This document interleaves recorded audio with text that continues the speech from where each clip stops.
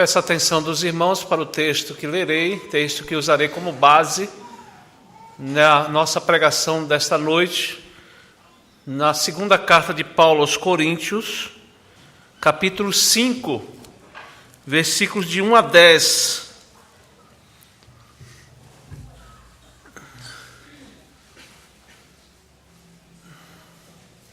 Segunda carta de Paulo aos Coríntios, capítulo 5, versículos de 1 a 10. Peço atenção dos irmãos para a leitura que farei nesse texto da palavra de Deus. Diz assim a palavra de Deus, irmãos: sabemos que se a nossa casa terrestre deste tabernáculo se desfizer, temos da parte de Deus um edifício, casa não feita por mãos, eterna lá nos céus. E por isso, neste tabernáculo, gememos, aspirando por sermos revestidos da nossa habitação celestial. Se todavia formos encontrados vestidos e não nus, pois na verdade, os que estamos neste tabernáculo gememos angustiados, não porque queremos ser despidos, mas revestidos para que o mortal seja absorvido pela vida. Ora, foi o próprio Deus quem nos preparou para isto, outorgando-nos o penhor do Espírito. Temos, portanto, sempre bom ânimo, sabendo que, enquanto no corpo, estamos ausentes do Senhor, visto que andamos por fé e não pelo que vemos. Entretanto, estamos em plena confiança, preferindo deixar o corpo e habitar com o Senhor. É por isso que também nos esforçamos, quer presentes, quer ausentes, para lhe sermos agradáveis. Porque importa que todos nós compareçamos perante o tribunal de Cristo, para que cada um receba segundo o bem ou o mal que tiver feito por meio do corpo. Eu quero ressaltar para os irmãos o versículo de número 6, que diz assim: temos, portanto, sempre bom ânimo. Temos, portanto, sempre bom ânimo. Meus amados irmãos, nós vivemos numa época onde as pessoas elas são marcadas pelo desânimo. Pessoas desanimadas. Pessoas desanimadas, irmãos. Esse é um tempo que nós vivemos, é caracterizada por pessoas marcadas pelo desânimo. É claro que existem situações que nos trazem desânimo, que é o caso do nosso país, como exemplo, o caso do nosso país, onde passa ainda por uma crise aguda, e por causa disso, milhões e milhões de pessoas desempregadas, né? É chamado hoje, até tem aquela classe de desalentados, são aqueles que estão tão desanimados, ou seja, nem procuram mais emprego. Isso é uma realidade, milhões de desempregados, negócios que se encerram, imóveis que não são alugados, porque empresas estão encerrando os seus negócios por causa dessa situação. É um momento difícil e nós, como igreja, nós devemos passar, irmãos, qual a imagem que a igreja deve passar nesse instante? Quando pessoas estão sofrendo, e não é incomum hoje também termos notícias de pessoas que se suicidam.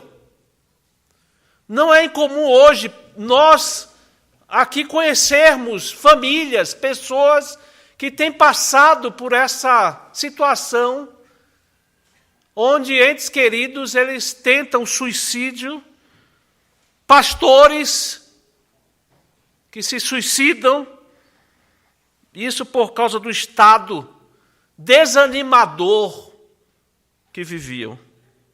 É possível nós entendermos também, irmãos, diante desse quadro,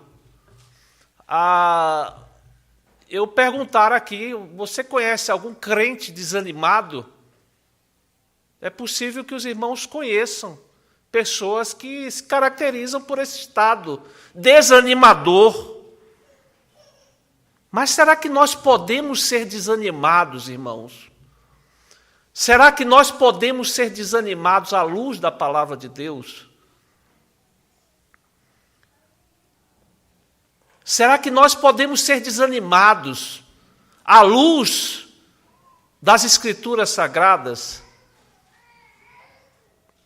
Porque animado ou desanimado depende da visão do mundo, depende daquilo que nós entendemos como acontecimentos, como situações características desse mundo que nós vivemos. Animado ou desanimado é o resultado de como nós enxergamos a vida, como nós deslumbramos as coisas que acontecem, que são geridas, que caminham nesse mundo em que nós vivemos. Então, à luz da palavra de Deus, nós precisamos ser animados, irmãos. À luz da palavra de Deus, nós precisamos ser animados. Olha como Paulo ressalta, irmãos. Temos, portanto, sempre bom ânimo. Ele não diz aqui, tenhamos. Ele diz aqui, nós temos, no presente. Temos sempre bom ânimo.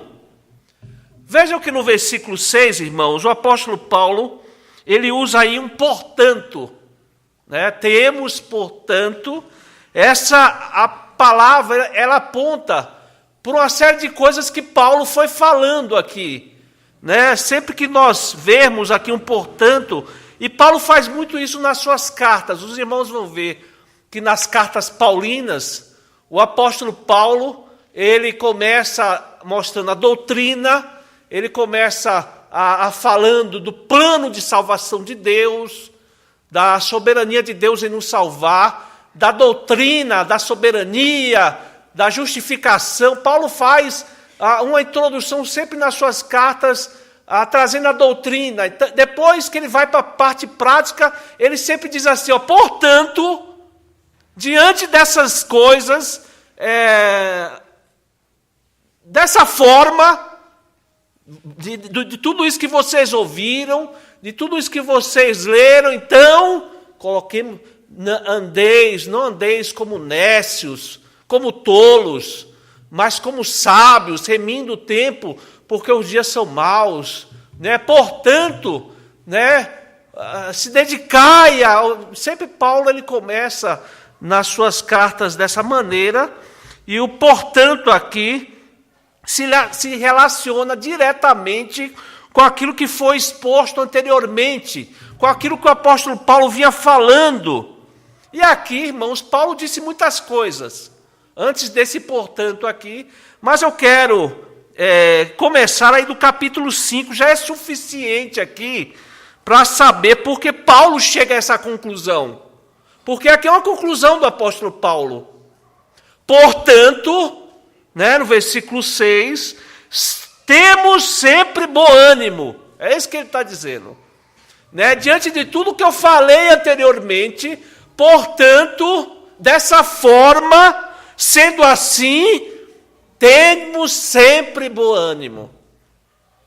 Veja que ele começa no versículo 1 do capítulo 5, dizendo, sabemos que a nossa casa terrestre, deste tabernáculo, se desfizer. O que é que Paulo se refere aqui a essa casa terrestre? É o nosso corpo, irmãos. Paulo está se referindo aqui ao nosso corpo, e ele diz, se esse corpo se desfizer, ou seja, se nós morrermos, é isso que ele está dizendo aqui, se nós nos desfizermos, se um dia eu morrer, é isso que o apóstolo Paulo está dizendo aqui. Os irmãos já devem ter ouvido, numa conversa assim, de grupo, algumas pessoas dizerem assim: só existe uma certeza nesse mundo. Né? Aí até mesmo crentes vão dizer: é verdade, só tem uma certeza nesse mundo, que é morrer. E isso é um absurdo para um crente falar uma coisa dessa, irmãos. Isso é um absurdo um crente falar uma coisa dessa, porque na Bíblia Sagrada é dito, né, afirmado que se Cristo voltar antes, nós não passaremos pela morte. Nós seremos transformados. Né? E muitos crentes vão nessa onda aí, é verdade. Só uma certeza nesse mundo, que é a morte. Não é verdade, irmãos. Se nós seguimos a Bíblia Sagrada, nós entendemos que nem a morte é certeza para nós. Os irmãos também já devem ter ouvido alguém dizer assim: tudo tem jeito, menos a morte. Que é também um absurdo, né? Porque nós sabemos que Cristo venceu a morte, e nós temos essa boa notícia de que nós, né, fomos resgatados, fomos salvos, e que nós viveremos eternamente com Cristo, né, pela graça e misericórdia do nosso Deus. O crente em Cristo Jesus, ele tem essa esperança maior, essa esperança que pode ocorrer antes que ele morra, Jesus Cristo voltar. Aliás, irmãos, veja que quando Paulo diz "se", é porque ele tinha perspectiva. Aliás, se os irmãos olharem, a perspectiva dos apóstolos era que Cristo voltaria antes que eles morressem. E essa, irmãos, deve ser uma perspectiva do crente. Essa perspectiva, esse desejo de ver Cristo voltar. Mas por que isso, né, irmãos? A gente vive num tempo onde as igrejas prometem o paraíso aqui e agora. Onde as igrejas prometem prosperidade agora. Por que eu quero morrer agora? Esse engodo, né, que nós vemos muitas vezes, de pessoas prometendo a vida, né, abastada. A partir do momento que você conhece a Cristo, agora você vive uma vida abastada, uma vida de prosperidade. O crente, à luz da palavra de Deus, irmãos, ele deve ter essa perspectiva da volta de Cristo. Maranata!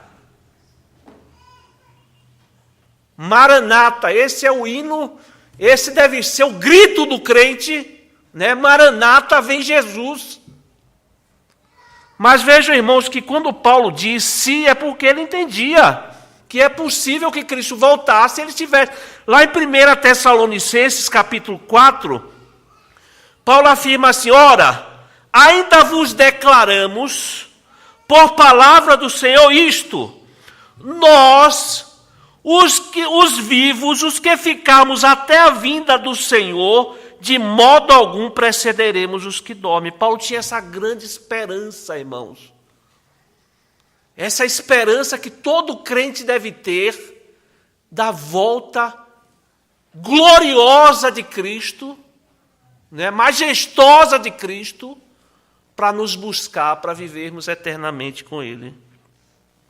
Mas voltando ao texto aqui, irmãos, Paulo diz que se ele morrer, ele diz aqui: temos da parte de Deus um edifício, casa não feita por mãos, eterna, lá nos céus. Ou seja, nós temos a certeza de que Deus vai nos acolher.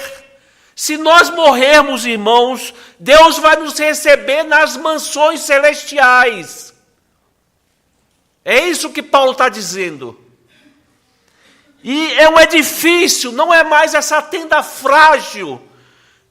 Um dia, irmãos, nós teremos esse corpo glorificado.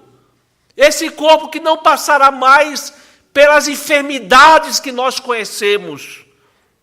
Veja que no versículo 2, ele continua a sua argumentação e vai dizer: e por isso, nesse tabernáculo, gememos, aspirando por sermos revestidos da nossa habitação celestial. Irmãos, o que Paulo está dizendo aqui é que a nossa alma, ela geme. A nossa alma nesse corpo, ela geme. Veja que no versículo 4, ele repete esse conceito Ele vai dizer, pois, na verdade, os que estamos nesse tabernáculo, ou seja, nesse corpo, gememos angustiados. E por que a alma geme, irmãos? Por que a nossa alma geme? Ele diz aí, por não querer ser despido, mas revestido para que o mortal seja absorvido pela vida. Agora Paulo usa aqui a metáfora, não mais de uma tenda, mas agora ele usa de uma roupa. Ele usa a metáfora agora de uma roupa, porque a nossa alma, irmãos, ela quer trocar de roupa. E a roupa que ela quer é esse corpo que ela anseia, é esse corpo da imortalidade. Porque nós não nascemos para morrer, irmãos. Nós gememos não para sermos despidos. É isso que Paulo fala aqui. Não para sairmos desse corpo. Não gememos para morrer. Nós não queremos morrer, irmãos. Mas gememos para termos um corpo imortal. Para termos um corpo glorificado. Porque nesse corpo nós sofremos, irmãos. E nós não queremos sofrer. Nesse corpo nós choramos. E não gostamos de chorar, a não ser que seja de alegria. Enquanto, irmãos, nesse corpo há crises, enquanto nesse corpo a idade vai chegando, e nós vamos sentindo peso, e por isso esse lamento mesmo inconsciente, né, que nós temos da velhice chegando, do tempo que vai passando, a nossa alma geme pela redenção, para que um dia nós sermos transformados.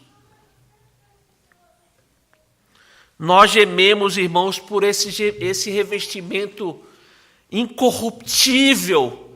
Nós gememos, irmãos, não para morrer, mas para que nós tenhamos esse corpo que não passará mais por sofrimento, por angústias, por choro. A nossa alma anseia, irmãos, pela eternidade. É por isso que no versículo 4 ele vai dizer, para que o mortal seja absorvido pela vida. É por isso que nós gememos, irmãos, esse corpo que temos será engolido pela própria vida. E nós vamos ser envoltos, nós vamos ser mergulhados na vida, e nós seremos semelhantes a Jesus com o corpo glorificado, para vivermos eternamente com Cristo, no novo céus e na nova terra. Alguém pode perguntar, mas pastor, qual é a garantia que nós temos? Qual é a garantia que nós temos disso? Está aí no versículo 5. Ora, foi o próprio Deus que nos preparou para isto, outorgando-nos o penhor do Espírito. Paulo diz assim, ele diz que nós temos uma garantia, uma própria garantia, e foi o próprio Deus, mesmo que nós morramos, temos uma garantia que nós ressuscitaremos. E quem garante isso é o mesmo Espírito Santo, irmãos, que levantou Jesus dos mortos. É o mesmo Espírito Santo que nos vivificou quando nós estávamos mortos nos nossos delitos e pecados. O meio evangélico, irmãos, ele passa por um caos com relação à doutrina do Espírito Santo. Nós vemos muitas vezes as pessoas nublando esta verdade, né, trazendo confusão, nublando essas verdades da palavra de Deus, e eles precisam olhar mais para os ensinamentos da Bíblia Sagrada. Qual é a evidência, irmãos, que temos? Qual é a garantia? É o Espírito Santo. Eu fico imaginando aquelas pessoas que frequentam determinadas igrejas, que se sentem membros da igreja, que fazem parte de uma membresia, mas se sentem inferiorizadas porque ainda não receberam o batismo do Espírito Santo. Paulo aos Coríntios, irmãos, ele fala que todo aquele que acredita em Jesus como Senhor e Salvador tem o Espírito Santo, foi batizado pelo Espírito Santo na sua conversão. Nós somos batizados pelo Espírito Santo, irmãos, no momento em que nós somos regenerados, o nosso coração é regenerado pelo Espírito Santo e nós somos convertidos. E o Espírito Santo passa a habitar em nós. E aí nós entramos nesse processo de santificação. Veja que nessa mesma carta, na segunda carta de Paulo aos Coríntios, se você olhar um pouco atrás, aí, mesmo na outra página, no capítulo 3, no versículo 18, Paulo vai dizer assim, olha, e todos nós, com o rosto desvendado, contemplando como por espelho a glória do Senhor, somos transformados de glória em glória na sua própria imagem, como pelo Senhor, o Espírito. Nós somos, irmãos, transformados pelo Espírito Santo. E nós somos, irmãos, mudados, somos melhorados a cada dia que passa por essa obra do Espírito Santo, por esse agir gracioso, doce do Espírito Santo nos moldando, nos transformando em direção a sermos como Cristo Jesus.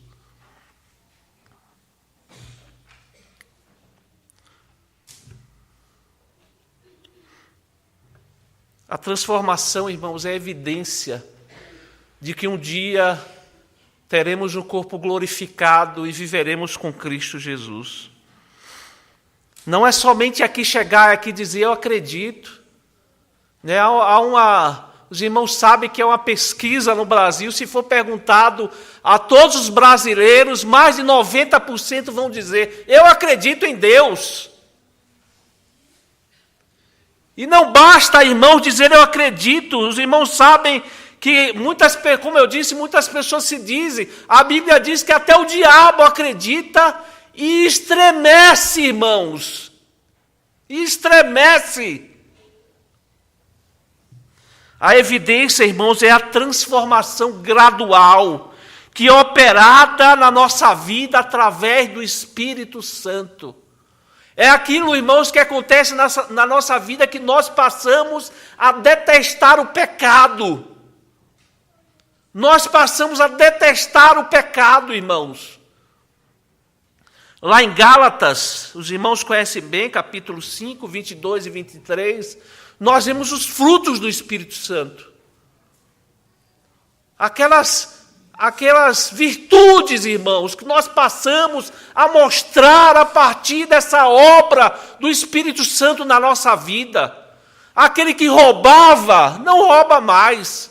Aquele que batia na esposa, não faz mais isso. Porque o Espírito Santo vai trabalhando, vai transformando. Nessa segunda carta ainda, irmãos, no capítulo 4, no versículo 16, o apóstolo Paulo diz, olha aqui de novo, por isso não desanimamos.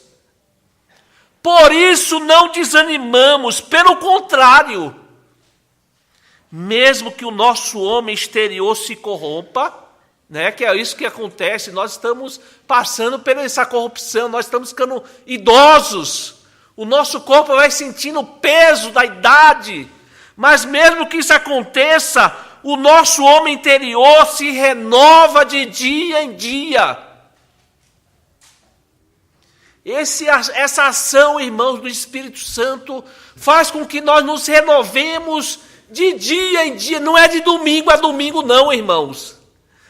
Não é de domingo a domingo não, é de dia em dia. Aquela transformação, aquela mudança, aquele processo de santificação que vai ocorrendo na nossa vida. Você tem melhorado gradativamente depois da sua conversão? É muito interessante isso, irmãos, porque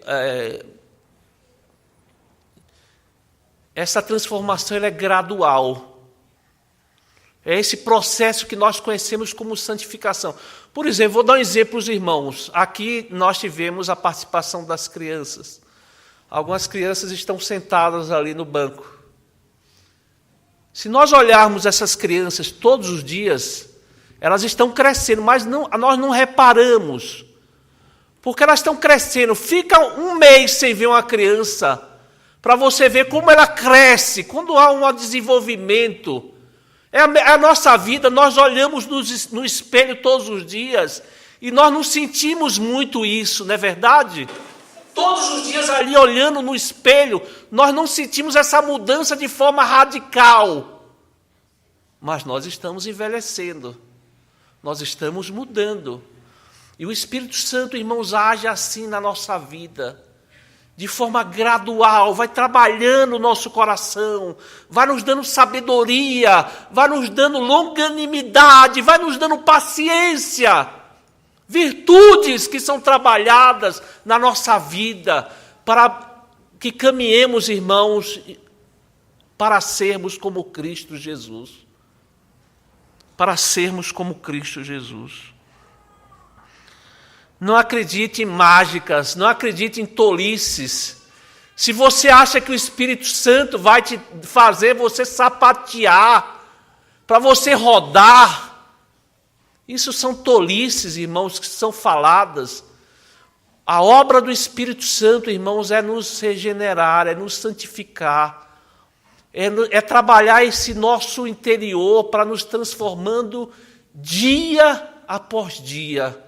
Essa transformação gradual, que é uma evidência que o Espírito Santo está trabalhando na nossa vida. É uma evidência dessas promessas de Deus que nós encontramos na palavra, desse futuro glorioso com o nosso Deus, com corpos glorificados. Então, irmãos, Paulo, com essas verdades ressaltadas, ele chega no versículo 6 e diz, portanto, diante de tudo isso que vocês ouviram, diante de tudo isso que eu explanei para vocês, ele vai dizer, temos, portanto, sempre bom ânimo, sempre bom ânimo. O que é que anima a sua vida, meu irmão? O que é que traz ânimo para a sua vida? Qual é o fator de animação da sua vida? É o dinheiro? É prazeres? É o seu time de futebol? É alcançar um lugar promissor no seu trabalho? Nós temos que olhar, irmãos, para a origem. Nós precisamos olhar qual é o fator que anima a nossa vida. Porque quando nós olhamos, irmãos, para as verdades da palavra de Deus, nós temos razões de sobra para sermos animados. Nós temos, quando nós atentamos para as promessas da palavra de Deus, quando nós atentamos para as verdades da palavra de Deus, irmãos, nós temos razões de sobra para sermos animados. Veja que aqui nós encontramos imperativos, irmãos. Aqui são imperativos para que nós vivamos dessa maneira, enfrentando a vida, mesmo com as suas dificuldades, com ânimo. Por isso não desanimamos, pelo contrário. Se você observar no capítulo anterior, no mesmo contexto, no versículo 8, Paulo vai dizer, em tudo somos atribulados, porém não angustiados, perplexos, porém não desanimados. Desanimados nunca. É isso que Paulo está dizendo aqui, porém, em tudo somos atribulados, as tribulações vêm, porém nós não nos angustiamos, não vivemos angustiados, perplexos, porque o apóstolo Paulo, no seu trabalho, ele passava por situações complicadas, irmãos. Leiam aí depois, quando você chegar em casa, o capítulo 11, aquela lista de dificuldades que o apóstolo Paulo passou no seu ministério. Mas ele diz, porém não desanimados. Ele era esmagado. Se os irmãos olharem lá em Atos dos Apóstolos, o apóstolo Paulo, ele foi bateram tanto no apóstolo, irmãos, deram uma surra tão grande em Paulo, que ele ficou desacordado, e os seus algozes pensavam que ele tinha morrido. Ele apanhou tanto, ele estava tão desacordado, que morreu. E aí as pessoas viraram as costas, e aqueles amigos, que andavam com Paulo, então resgataram o apóstolo Paulo. E é isso que ele passava, irmãos. É isso que ele passava. E porque esse gigante da fé não desanimava, não desmoronava. Veja que ele diz das suas responsabilidades. Ele se preocupava com as igrejas. Ele chega a exclamar, ai de mim se eu não pregar o evangelho. Era como ele se sentia devedor de trabalhar para Cristo. Sabe por quê, irmãos? Porque ele entendia que tudo isso aqui na vida é passageiro.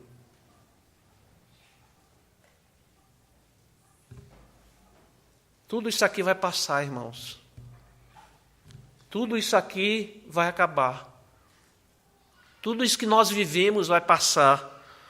E esse tabernáculo é passageiro. Um dia vai ser um edifício. Por quê? Porque o Espírito Santo habita em nós. Porque o Espírito Santo está nos transformando. E o Espírito Santo garante, é o penhor, é a garantia de que essa obra está sendo feita em mim, está sendo feita em você, até o dia glorioso da volta de Cristo Jesus, quando nós teremos corpos glorificados.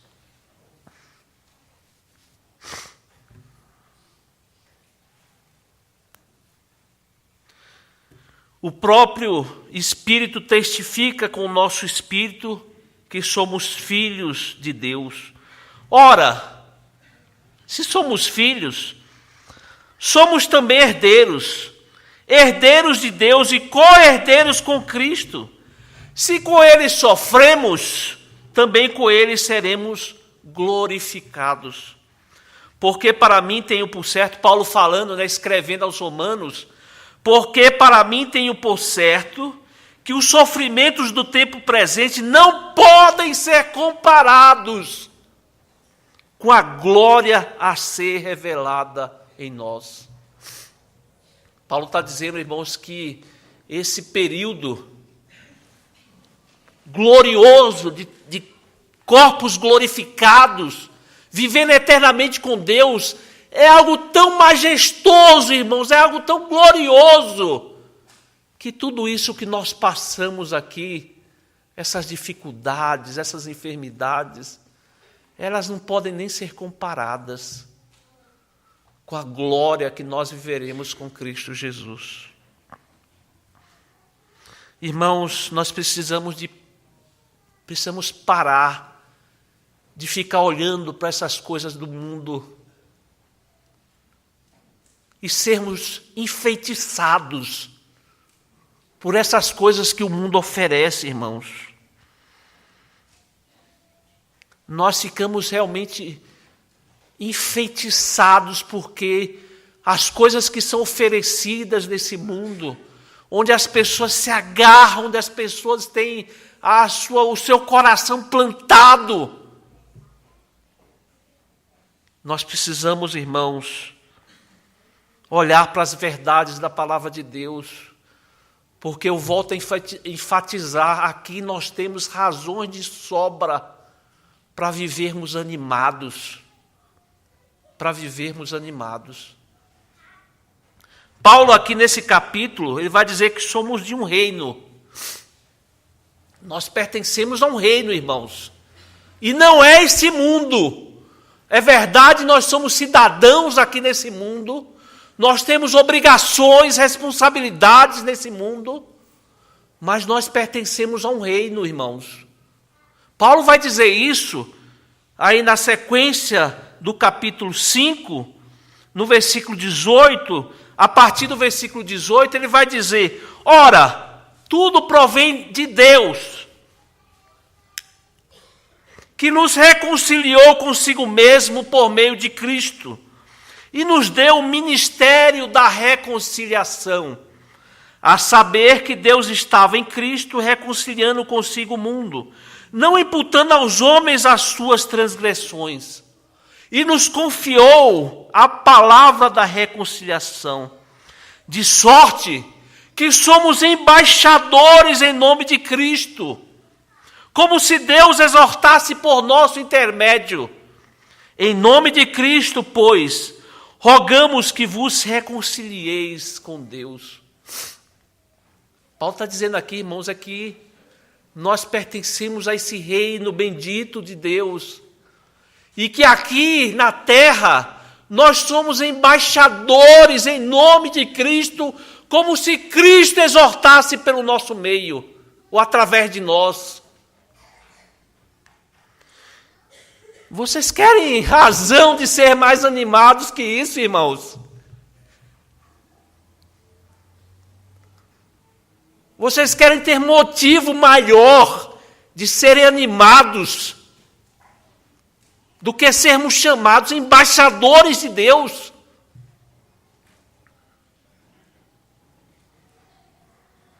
É por isso que Paulo é animado, irmãos. Por isso que ele enfrenta a vida com animação. Veja que aqui ele ressalta algo que a gente precisa atentar, que ele é animado pela fé. Paulo é animado pela fé, irmãos. Veja aí versículo 7. Visto que andamos por fé e não pelo que vemos. Nós andamos pela fé, irmão. É por isso que nós não podemos ser desanimados. Porque se nós vivemos pela fé, nós olhamos para as coisas, nós atentamos para as coisas que não se veem. É muito interessante, irmãos, que no capítulo 11 da carta aos Hebreus, o autor aos Hebreus, ele começa com a definição de fé, né? A fé é a certeza de coisas que se esperam, a convicção de fatos que se não veem. E aí depois que ele faz essa afirmação, ou essa definição do que é fé, o autor ele vai fazer uma lista de pessoas que são consideradas pela própria palavra de Deus como heróis da fé, testemunhas fiéis a Deus. E o escritor, ele começa a falar de homens, mulheres que não desanimaram, que fizeram a vontade de Deus, e eles obtiveram bom testemunho. Veja que ele chega um momento que ele vai dizer, né, depois dele falar, depois dele estar, né, várias pessoas, e ele vai dizer, mas agora aspiram a pátria superior, isto é celestial, por isso Deus não se envergonha deles de ser chamado o seu Deus, porquanto lhes preparou uma cidade. E depois, então, irmãos, que ele vai enumerar ali Abraão, Sara, Moisés, Josué, Raabe, uma série de pessoas que deram bom testemunho como servos de Deus.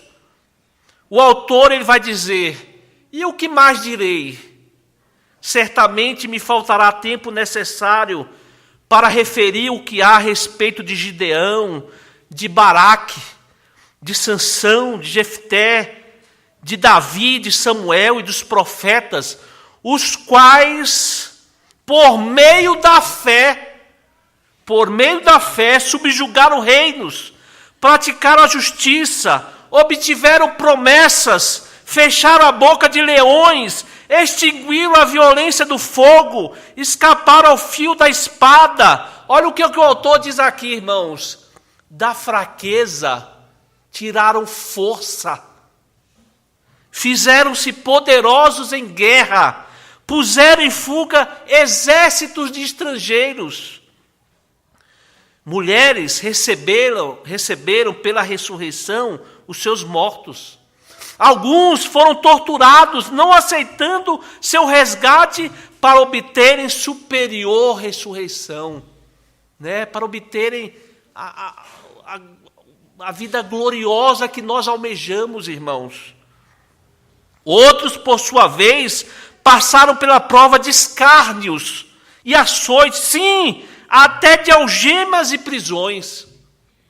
Foram apedrejados, provados, cerrados pelo meio, mortos a fio de espada, andaram peregrinos, vestidos de peles de ovelhas e de cabras, necessitados, afligidos, maltratados. Aí no final o autor vai dizer assim: homens dos quais o mundo não era digno.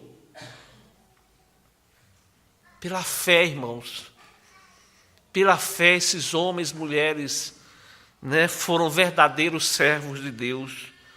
Pessoas animadas pela fé, pessoas que viviam não pelo que viam, não pelo que passavam, mas pessoas que viviam esperando a gloriosa vida com Cristo ressuscitado. Nós andamos, irmãos, não pelo que vemos. É por isso que nós somos animados. É por isso que os ateus, os descrentes, irmãos, eles não têm esse ânimo, porque eles baseiam a sua vida naquilo que eles veem. E Paulo mesmo, o mesmo escritor dessa carta, na primeira carta, ele vai dizer: se a nossa esperança em Cristo se limita apenas a esta vida, nós somos os mais infelizes de todos os homens.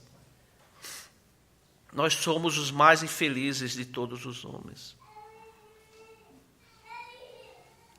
Uma coisa necessária, irmãos,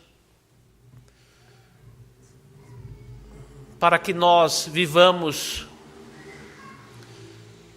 essa vida animada, essa vida que é regida pela fé, pelas coisas que não se veem, é nós termos uma vida, irmãos, de consagração a Deus. Veja que o apóstolo Paulo,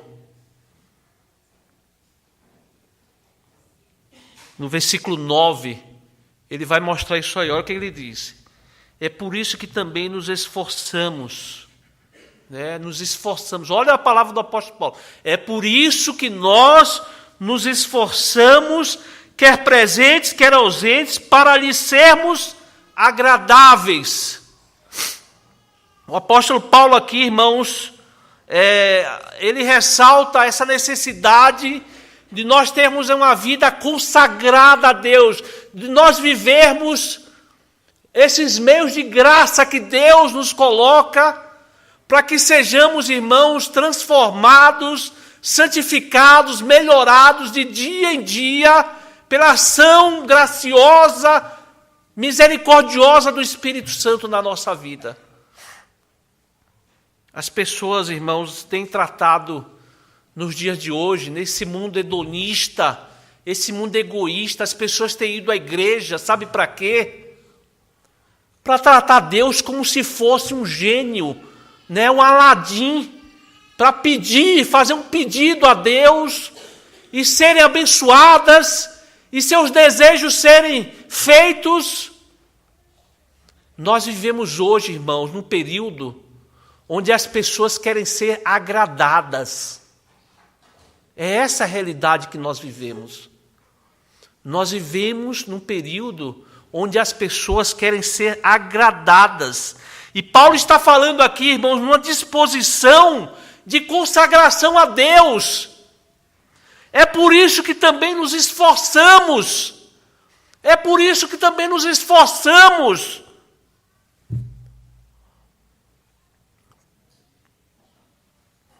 Pelo que você tem se esforçado?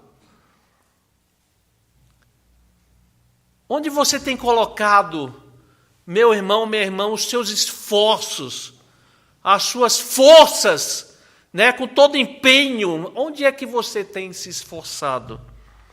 Paulo diz aqui que ele se esforçar, por isso nós também nos esforçamos, quer presentes, quer ausentes, para lhe sermos agradáveis. É para sermos agradáveis a Deus, irmãos, uma vida de consagração que agrade o nosso Deus. Sabe qual é o esforço de Paulo aqui, irmãos? Pelo que ele se esforçava. Ele era uma pessoa animada, pela fé, porque ele tinha essa disposição de se esforçar para agradar a Deus. Para agradar a Deus. As palavras dos meus lábios e o meditar do meu coração sejam agradáveis na tua presença, Senhor, rocha minha e redentor meu. Amados irmãos, numa cidade, com essa ilustração eu termino a nossa pregação nessa noite. Havia no interior, numa cidadezinha do interior, uma igreja que realizava aquele culto que nós realizamos, se eu não me engano, na terceira ou quarta, quinta-feira do mês de novembro, que é chamado Dia de Ação de Graças. Na terceira quinta-feira do mês. E era um culto nesse estilo, onde as pessoas elas se reuniam para agradecer a Deus. Um dia de ação de graças. E era costume naquela cidadezinha do interior, uma cidade rural, muitas fazendas, muitos sítios, as pessoas levavam à frente, aquilo que eles colhiam. Aqueles que plantavam milho, levavam milho, aqueles que plantavam laranja, levavam laranja. E as pessoas então fizeram, eles fazem aquele culto e tem aquele momento, então, de era levado à frente, aquele balaio, com as coisas, cheio de frutas e legumes, aquilo que era colhido por cada um. E tinha um moço assim, um senhor, ele estava com o balaio vazio. E as pessoas olhavam para aquele senhor e ficavam, mas fulano de tal teve uma boa colheita esse ano, foi abençoado ali.